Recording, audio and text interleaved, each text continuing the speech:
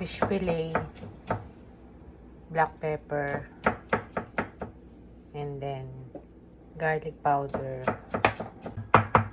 Then, 3 pirasong garlic, tapos hiniwa-hiwa. And then, pa natin ang powder na garlic. Asin.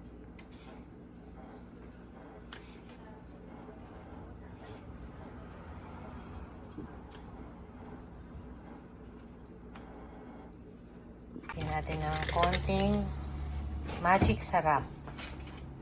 Egg. 1 piece na egg. Haluin ng kamay.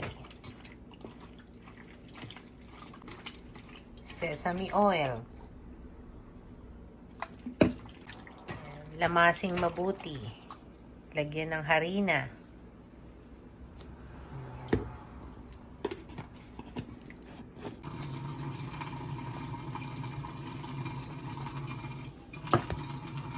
Finish.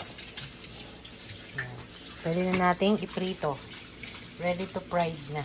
Easy, fast na recipe ang ating fish fillet. Then, lalagyan natin ng cover. Finish!